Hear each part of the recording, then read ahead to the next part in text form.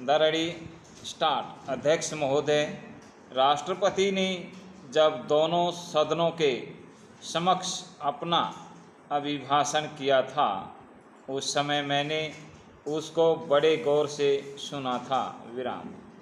उसके बाद मैंने उनके अभिभाषण को बड़े गौर से पढ़ा है और उसका अध्ययन किया है।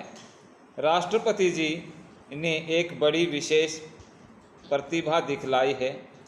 यह मैं इसलिए कहता हूँ कि उस अभिभाषण में वर्तमान भारत की स्थिति और उसके पूरे विकास का ऐसा सुंदर चित्रण किया है और इस ढंग से किया है कि कोई चीज़ ऐसी विशेष जानकारी की नहीं रह जाती जिस पर कि नुक्ताचीनी की कोई गुंजाइश हो।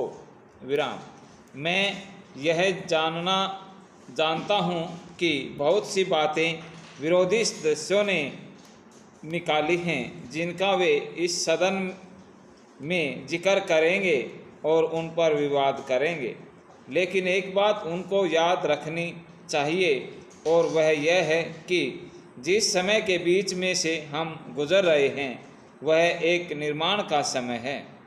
हमारा देश एक ऐसे युग में होकर गुजर रहा है जबकि आर्थिक संकट है, युद्ध का वातावरण उत्पन्न हो रहा है और ऐसे समय में हमारा जो ध्यान है वह तो विकास की ओर होना चाहिए, समस्याओं को सुलझाने की ओर होना चाहिए, न कि टीका टिप्पणियों की ओर।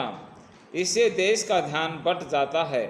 निर्माण के इस समय में निर्माण पर अपना पूरा ध्यान केंद्रित कर देने से यह लाभ होगा कि हर एक का ध्यान उस तरफ चला जाएगा। इसके अतिरिक्त समस्याओं पर आप ध्यान दें। किसी गंभीर परिस्थिति के बारे में यदि हम छोटी छोटी बातों को लेकर उस अवसर को बिगाड़ देते हैं तो उसकी गंभीरता नष्ट हो जाती है। पैरा। राष्ट्रपति जी देश के एक सर्वोच्च अधिकारी हैं और उन्होंने अभिभाषण दिया है उसमें बड़ी बड़ी बातों का ही जिक्र किया है और सूक्ष्म दृष्टि से किया है। सभी बातों पर प्रकाश डालना उनके लिए संभव नहीं हो सका है। इसका एक कारण यह भी है कि बजट आदि प्रस्तुत होने वाले हैं और माननीय सदस्यों को बहुत ऐसे अवसर मिलेंगे जिनको पाकर कि वे सभी बातों पर अपनी टीका टिप्पणियां कर सकेंगे। इसलिए मेरा माननीय सदस्यों से अनुरोध है कि वे इस अभिभाषण पर केवल निर्माण की दृष्टि से ही गौर करें और उसके ऊपर अधिक टीका टिप्पणी न करें।